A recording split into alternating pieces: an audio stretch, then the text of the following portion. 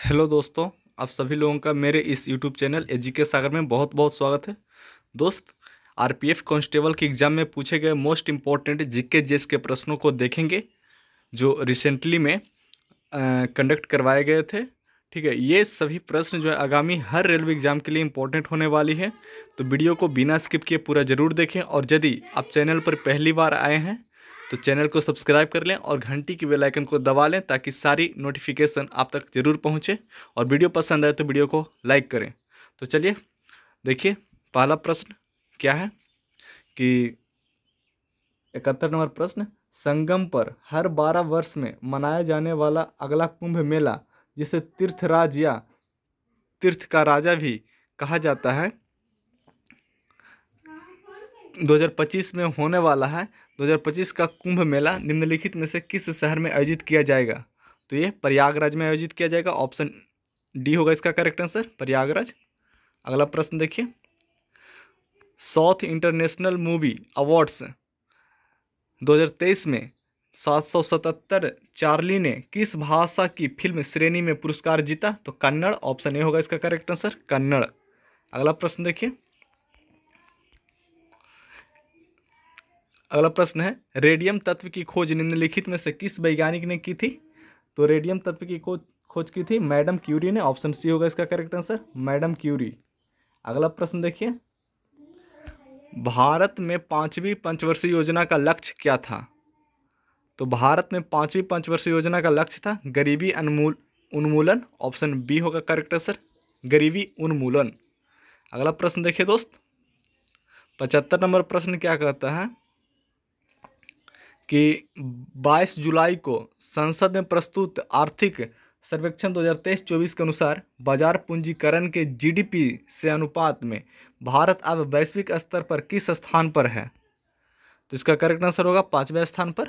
ठीक है, भारत जो है जो 5वें स्थान पर है। ऑप्शन डी होगा इसका करेक्ट आंसर। अगला प्रश्न देखिए, 76 नंबर प्रश्न क्या कहता है, जल प्रदूषण निवारण एवं नियंत्रण संशोधन विधेयक 2024 के अंतर्गत विधेयक में उल्लिखित प्रावधानों का उल्लंघन करने वालों पर कितना जुर्माना लगाया जाएगा? तो ऑप्शन ए होगा इसका करेक्ट आंसर, 10,000 से 15 लाख के बीच। ठीक है, 10,000 से 15 लाख के बीच। अगला प्रश्न देखिए, थार मरुस्थल भारत के किस पड़ोसी देश तक फैला हुआ है? तो ये जो है थार मरुस्थल राजस्थान में है। तो राजस्थान के बगल में कौन सा देश है? तो पाकिस्तान। तो यह पाकिस्तान तक फैला हुआ है। ऑप्शन सी होगा इसका करेक्ट आंसर, याद रखिएगा। अगला प्रश्न देखिए, अगला प्रश्न 78 नंबर क्या कहता है कि निम्नलिखित में से कौन सा विकल्प भारतीय संविधान की 10वीं अनुसूची में उल्लिखित दल बदल के आधार पर किसी राजनीतिक दल के सदस्यों को अयोग्य ठहराने का प्रावधान नहीं है? तो कौन सा जो है प्रावधान नहीं है ये बताना है। तो इसका करेक्ट आंसर ऑप्शन ए होगा। देखिए, यदि एक पार्टी का किसी अन्य पार्टी में विलय हो जाता है तो उस पर दल बदल नहीं लगेगा। ऑप्शन ए होगा इसका करेक्ट आंसर। अगला प्रश्न देखिए, 79 नंबर, भारत के किस फसल को सुनहरा रेशा कहा जाता है? ठीक है, सुनहरा रेशा। तो सुनहरा रेशा कहा जाता है पटसन को। ठीक है, पटसन को जो है सुनहरा रेशा कहा जाता है। ऑप्शन सी होगा इसका करेक्ट आंसर।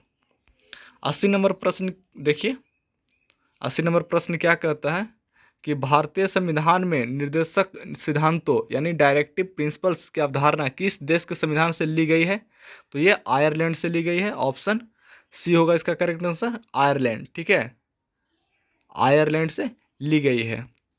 अगला प्रश्न देखिए, 81 नंबर, प्रथम स्वतंत्रता संग्राम के विद्रोह के बाद अवध अंग्रेजों के नियंत्रण में कब आया? अवध जो है अंग्रेजों के नियंत्रण में कब आया था? तो 1858 में। ऑप्शन ए होगा इसका करेक्ट आंसर, 1858। अगला प्रश्न देखिए दोस्त, 82 नंबर, निम्नलिखित में से कौन सा विकल्प चुंबकीय क्षेत्र में आवेशित कण की साइलेक्ट्रॉन आवृत्ति का सटीक वर्णन करता है? तो कौन सा विकल्प जो है चुंबकीय क्षेत्र में आवेशित कण की साइलेक्ट्रॉन आवृत्ति का सटीक वर्णन करता है? तो इसका करेक्ट आंसर ऑप्शन बी होगा। ठीक है, देखिए इसका करेक्ट आंसर क्या होगा, ऑप्शन बी। क्या है? वह आवृत्ति जिस पर आवेशित कण स्वयं पर कार्यरत लॉरेंट्ज बल के कारण चुंबकीय क्षेत्र में वित्तीय गति से गुजरता है। ऑप्शन बी होगा इसका करेक्ट आंसर। अगले प्रश्न की ओर चलिए। निम्नलिखित को सुमेलित कीजिए। ठीक है, निम्नलिखित को सुमेलित करना है। लोथल यह कहाँ है? तो इसका करेक्ट आंसर होगा ऑप्शन ए। ठीक ना, देखिए ये लोथल जो है आपका पड़ जाएगा गुजरात में। ठीक है, लोथल गुजरात में है। कालीबंगा की बात करें तो कालीबंगा राजस्थान में है। ठीक है, लोथल गुजरात में है, कालीबंगा राजस्थान में है। दैमाबाद की बात करें तो दैमाबाद है आपका महाराष्ट्र में। ठीक है, और बिरहाना हरियाणा में है। बिरहाना, देखिए बिरहाना हरियाणा, ये नाम से भी थोड़ा मैच कर रहा है, तो इसका करेक्ट आंसर हो जाएगा ऑप्शन ए। ठीक ना, 2 3 4 1। ठीक है, याद रखिएगा। अगला प्रश्न देखिए, कहता है रूस में आयोजित 16वें शिखर सम्मेलन के दौरान ब्रिक्स देशों द्वारा किस मानवीय मुद्दे की निंदा की गई? तो मिडिल ईस्ट में संकट। ऑप्शन ए होगा इसका करेक्ट आंसर। रूस में आयोजित 16वें शिखर सम्मेलन के दौरान ब्रिक्स देशों द्वारा किस मानवीय मुद्दे की निंदा की गई? तो मिडिल ईस्ट में संकट। ऑप्शन ए होगा इसका करेक्ट आंसर। अगला प्रश्न देखते हैं दोस्त। सर्वोच्च न्यायालय के किस मामले ने भारत में न्यायिक नियुक्तियों के लिए कॉलेजियम प्रणाली की स्थापना की? ठीक है, देखिए क्या है प्रश्न। सर्वोच्च न्यायालय के किस मामले ने भारत में न्यायिक नियुक्तियों के लिए कॉलेजियम प्रणाली की स्थापना की? तो इसका करेक्ट आंसर होगा द सेकेंड जजेज केस 1993। ठीक है, द सेकेंड जजेज केस 1993। अगला प्रश्न देखिए, एक अश्व शक्ति यानी हॉर्स पावर बराबर होता है, तो एक अश्व शक्ति यानी एक हॉर्स पावर बराबर कितना होता है?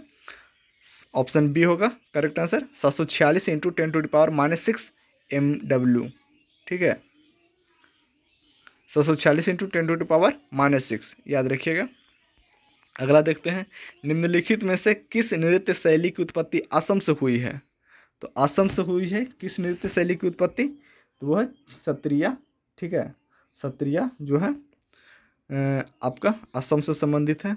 वहीं हम कुचिपुड़ी की बात करें तो यह आपका आंध्र प्रदेश से संबंधित है। ठीक है, याद रखिएगा, आंध्र प्रदेश से संबंधित है कुचिपुड़ी।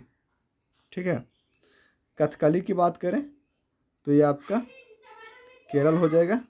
ठीक है, याद रखिए कथकली का संबंध है केरल से। ठीक ना, और कथक जो है ये यूपी का है, उत्तर भारत का शास्त्रीय नृत्य यानी यूपी का कथक। अगला प्रश्न देखते हैं, एल नीनो एक जलवायु पैटर्न निम्नलिखित में से किसका विस्तार है? एल नीनो, तो ये विस्तार है उष्ण विषुवतीय धारा। ठीक है, ऑप्शन ए होगा उष्ण विषुवतीय धारा का विस्तार है। ऑप्शन ए होगा इसका करेक्ट आंसर। हिंदुस्तानी शास्त्रीय संगीत में मुख्यतः कितने शुद्ध स्वर होते हैं? तो 7। ऑप्शन सी होगा इसका करेक्ट आंसर। हिंदू शास्त्रीय संगीत में, ठीक है, हिंदुस्तानी शास्त्रीय संगीत में मुख्यतः कितने शुद्ध स्वर होते हैं? तो 7। ऑप्शन सी होगा इसका करेक्ट आंसर। अगला देखिए दोस्त, 90 नंबर प्रश्न क्या कहता है कि हरित क्रांति का किन 2 भारतीय राज्यों के ग्रामीण क्षेत्रों पर महत्वपूर्ण सामाजिक आर्थिक प्रभाव पड़ा? तो पंजाब और हरियाणा पर। ठीक है, पंजाब और हरियाणा पर सबसे ज़्यादा प्रभाव पड़ा था। ऑप्शन डी होगा पंजाब और हरियाणा। अगला प्रश्न देखिए, कहता है कि किस राज्य का पर्यटन तथा कला एवं संस्कृति विभाग हॉर्नबिल महोत्सव का आयोजन करता है? तो हॉर्नबिल महोत्सव का आयोजन कहाँ होता है? नागालैंड में। ऑप्शन बी होगा करेक्ट आंसर, नागालैंड। अगला प्रश्न देखिए, वित्तीय वर्ष 2023-24 के लिए भारत में औसत मासिक जीएसटी संग्रह कितना था? 23-24 के लिए जो भारत में औसत मासिक जीएसटी संग्रह था वह था 1.68 लाख करोड़। ठीक है, यानी 1.68 लाख करोड़। ऑप्शन बी होगा करेक्ट आंसर। अगला प्रश्न देखिए, भारत में निवेश हेतु विदेशी कंपनियों को आकर्षित करने के लिए कौन सी नीति शुरू की गई थी?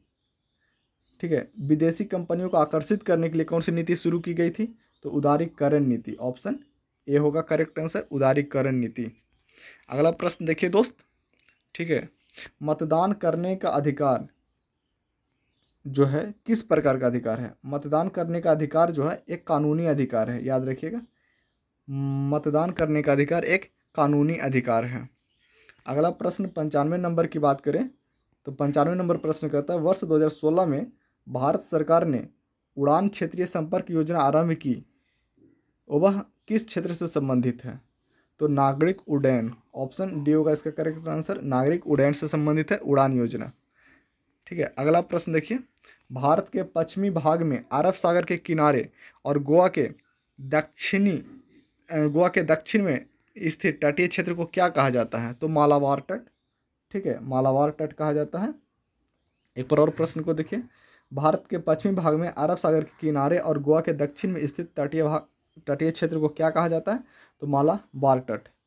ठीक है, अगला प्रश्न देखिए 97 नंबर प्रश्न, लोकसभा चुनाव में वोट देने के लिए कौन लोग पात्र होते हैं, यानी कौन कौन वोट दे सकते हैं लोकसभा चुनाव में? ठीक है, देखिए लोकसभा चुनाव में वोट देने के लिए कौन लोग पात्र होते हैं, यानी कौन कौन लोग भाग ले सकते हैं? तो इसका करेक्ट आंसर ऑप्शन डी होगा। 18 वर्ष या उससे अधिक आयु के नागरिक जो संविधान या किसी कानून के तहत अयोग्य नहीं हैं, ठीक है, तो वो सभी लोकसभा के चुनाव में भाग ले सकते हैं। अगला प्रश्न देखिए 98 नंबर, 1950 और 1960 के दशक के दौरान किस आर्थिक मॉडल ने भारत की पंचवर्षीय योजनाओं के दृष्टिकोण को निर्देशित किया?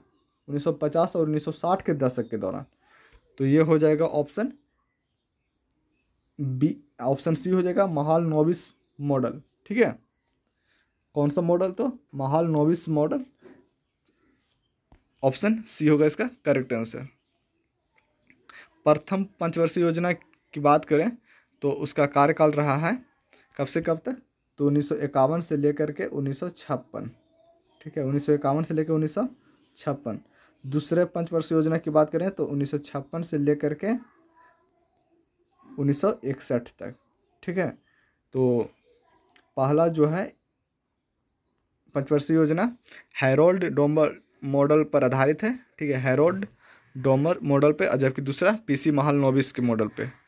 तो वही प्रश्न था कि 1950 और 1960 के दशक के दौरान किस आर्थिक मॉडल ने भारत की पंचवर्षीय योजनाओं के दृष्टिकोण को निर्देशित किया? तो महालनोबिस मॉडल, ऑप्शन सी होगा इसका करेक्ट आंसर। अच्छा, यदि हम पूछें कि पंचवर्षीय योजना को किस देश से अपनाया गया है, तो इसका करेक्ट आंसर क्या होगा? रूस। ठीक है, ये रूस से अपनाया गया है, जिसका पुराना नाम था USSR। ठीक है, तो रूस से हम लोग पंचवर्षीय योजना को अपनाए हैं। अगला प्रश्न देखिए 99 नंबर प्रश्न क्या कहता है कि मार्च 1930 में महात्मा गांधी ने किसको पत्र भेजकर वर्णित किया था कि भारत में ब्रिटिश शासन को अभिशाप क्यों माना जाता है? तो लॉर्ड इरविन को पत्र लिखे थे वो। ठीक है, 1930 में, तो ऑप्शन बी होगा लॉर्ड इरविन। अगला प्रश्न देखिए दोस्त, अगला प्रश्न क्या कहता है 100 नंबर प्रश्न जो है, परिवार न्यायालय अधिनियम 1984 के अंतर्गत परिवार न्यायालय के निर्णयों के विरुद्ध अपील किस न्यायालय में की जा सकती है? तो उच्च न्यायालय में। ऑप्शन ए होगा इसका करेक्ट आंसर, उच्च न्यायालय। ठीक है, कौन सा? तो उच्च न्यायालय। एक बार फिर से प्रश्न को देखिए, परिवार न्यायालय अधिनियम 1984 के अंतर्गत परिवार न्यायालय के निर्णयों के विरुद्ध अपील किस न्यायालय में की जा सकती है? तो उच्च न्यायालय, ऑप्शन बी उच्च न्यायालय, यानी हाई कोर्ट में। अगला प्रश्न है, मानव शरीर में यकृत जो है किस अंग तंत्र से संबंधित है? तो यकृत जो है पचाने का काम करता है, पाचन तंत्र से संबंधित है, पचाने में जो है भोजन को डाइजेस्ट करने में मदद करता है। अगला प्रश्न देखिए, फर्रुखाबाद शहर में 1857 के विद्रोह का नेतृत्व किसने किया? फर्रुखाबाद शहर में जो है 1857 के विद्रोह का नेतृत्व किया था तफजुल हुसैन खान ने। ठीक है, फर्रुखाबाद शहर में 1857 के विद्रोह का नेतृत्व किया था किसने? तो तफजुल हुसैन खान, ऑप्शन बी। अगला प्रश्न देखिए दोस्त, 42वें संविधान संशोधन द्वारा जोड़ा गया भारतीय संविधान का कौन सा भाग न्यायाधिकरणों से संबंधित है? तो ऑप्शन बी होगा, ठीक है, याद रखिएगा, भाग 14 के ए। ठीक है, एक बार और प्रश्न को देखते हैं। 42वें संशोधन द्वारा जोड़ा गया भारतीय संविधान का कौन सा भाग न्यायाधिकरणों से संबंधित है? तो ऑप्शन बी, भाग 14 के ए। अगला प्रश्न देखिए, अगला प्रश्न है कि 1 मिलियन से अधिक जनसंख्या वाले क्षेत्र को किस रूप में वर्गीकृत किया जाता है? तो 1 मिलियन से अधिक जनसंख्या वाले क्षेत्र को हम महानगरीय शहर कहते हैं। ठीक है, 1 मिलियन से अधिक जनसंख्या कहीं पर, तो उस क्षेत्र को कहते हैं महानगरीय शहर। अगला प्रश्न देखिए, अगला प्रश्न है कि 1991 के बाद भारत के वैश्वीकरण का मुख्य लाभ निम्नलिखित में से कौन सा था? तो विदेशी बाजारों तक पहुंच में वृद्धि। ठीक है, 1991 के बाद जो है भारत में वैश्वीकरण का मुख्य लाभ विदेशी बाजारों तक पहुंच में वृद्धि हुआ, ऑप्शन सी। अगला प्रश्न देखिए, चारों वेदों को उनके ब्राह्मण ग्रंथों सहित क्या कहा जाता है? तो श्रुति कहते हैं। ठीक है, ऑप्शन ए, चारों वेदों को जो है उनके ब्राह्मण ग्रंथों के सहित उन्हें श्रुति कहा जाता है, ऑप्शन ए होगा श्रुति। अगला प्रश्न देखिए, मौर्य साम्राज्य। ठीक है, अगला प्रश्न क्या है कि मौर्य साम्राज्य के अंतिम शासक की हत्या किसके द्वारा की गई थी? तो मौर्य साम्राज्य के अंतिम जो शासक थे उनकी हत्या पुष्यमित्र शुंग द्वारा की गई थी, ऑप्शन डी होगा, पुष्यमित्र शुंग। अगला प्रश्न है 108 नंबर, अक्टूबर 2024 में जारी नाबार्ड अखिल भारतीय ग्रामीण वित्तीय समावेशन सर्वेक्षण 2021-22 की रिपोर्ट के अनुसार भारत में ग्रामीण परिवारों की औसत मासिक आय कितनी थी? तो इसका करेक्ट आंसर होगा ऑप्शन सी, 12,698। Option C, 12,698। यह करंट का प्रश्न था। अगला देखिए 109 नंबर प्रश्न क्या कहता है, अंडमान समूह का सबसे उत्तरी द्वीप कौन है? तो वो है लैंडफॉल द्वीप, ऑप्शन सी। ठीक ना, अंडमान समूह का सबसे उत्तरी द्वीप है लैंडफॉल द्वीप, ऑप्शन सी। अगला प्रश्न देखिए 110 नंबर, सरकार ने योजना आयोग के स्थान पर नीति आयोग नामक एक नई संस्था की स्थापना किस वर्ष की? तो 2015 में। ठीक है, 2015 में। अगला देखिए, अक्टूबर 2024 तक की स्थिति के अनुसार एआई मॉडल सर्वम एक अंग्रेजी के अलावा कितनी भारतीय भाषाओं को सपोर्ट करता है? तो 10। ठीक है, अंग्रेजी के अलावा कितनी भारतीय भाषाओं को सपोर्ट करता है? 10। एक बार और प्रश्न को देखिए, अक्टूबर 2024 तक की स्थिति के अनुसार एआई मॉडल सर्वम वन अंग्रेजी के अलावा कितनी भारतीय भाषाओं को सपोर्ट करता है? तो इसका आंसर होगा ऑप्शन बी, 10, ऑप्शन सी 10। ठीक है, देखिए अगला प्रश्न 112 नंबर, ताशकंद में आयोजित एशियाई जिम्नास्टिक चैंपियनशिप 2024 में स्वर्ण पदक जीतने के बाद किसी भी एशियाई चैंपियनशिप में स्वर्ण पदक जीतने वाली भारतीय जिम्नास्ट कौन बनी? तो इसका करेक्ट आंसर होगा दीपा कर्माकर। ठीक है, दीपा कर्माकर। अगला प्रश्न देखिए, शासन पावर प्रोजेक्ट निम्नलिखित में से किस भारतीय राज्य में स्थित है? तो यह है हिमाचल प्रदेश में। ठीक है, याद रखिएगा, प्रश्न क्या है, शासन पावर प्रोजेक्ट जो है निम्नलिखित में से किस राज्य में स्थित है? हिमाचल प्रदेश।